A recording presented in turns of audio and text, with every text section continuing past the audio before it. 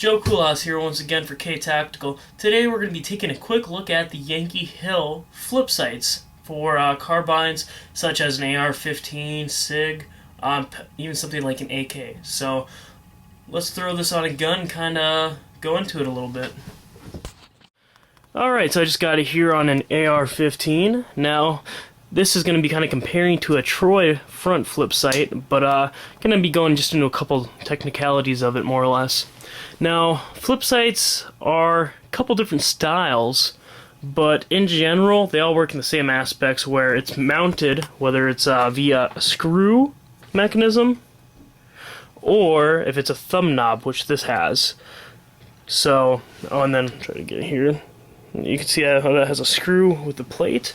This works the same way, where you have the thumb knob with the plate on the bottom. So, and you can see how that kind of fits on there together. Now, basically now how it works is, once it's adjusted and whatnot, it flips up, and right here you're going to see it lock. Now, to put it down, you just simply press in and go down. Now, the reason why that locks is, I'm going to get the light in on here. You can see that notch there. Basically, how it's made is when I flip it up, do it again here, you can see in between, try to get the best, how that kind of flops out there some.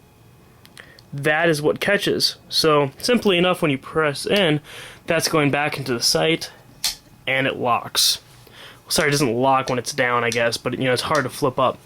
Now, kind of the same thing here. Troy, works the same way, but instead of having a moving mechanism, that moves with it and locks, it's actually built in with the side here, which works pretty neat as well.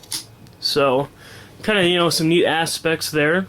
Now, the only thing that's kind of really unique about this, I'm actually going to flop both these guys up. You'll see here on the Troy, it works just the same standard-wise as a regular AR-15 front sight post, and that is, it's in the front. Now, let's go on this guy. You'll see that it is, I'm going to get a little bit of light on here, it's to the left side. Now, anyone that's wondering, this stuff was cut off and it is Duracoated black, a matte black, not the same exact finish, but, blends in pretty decently well. So, basically, these were shaved off just to, it's on a friend's rifle, but it flops down, and he has a front sight block, and it flops down, and that way it's actually flush with the rail, so it's not popping up at all. But now, so those are standardly, normal, they go all the way back. But basically, it's grooved in a little bit there, which allows you to have a little bit more of a compact design.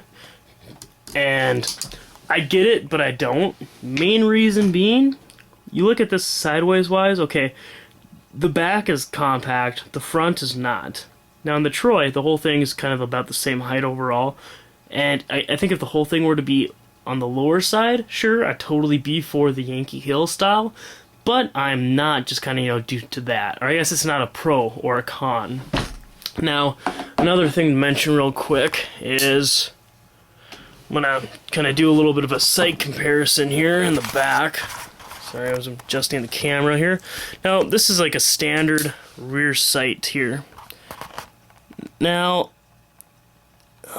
it's not showing up the best, guys. I gotta back up. Well, actually, sorry, I gotta zoom in more here with it. Not zoom, but you'll kind of see that this uses the slightly awkward AR-15 front sight. Someone that's shot a lot of AR-15s, you'll know what I'm talking about. This is the much more uncommon one, is the best way to put it. Now, again, it's, we'll flop this down, flip up the H and K. H and K obviously is completely different. This is meant to be circle with circle, more or less. But basically, the other thing with this sight is you're going for that little bit of an awkward.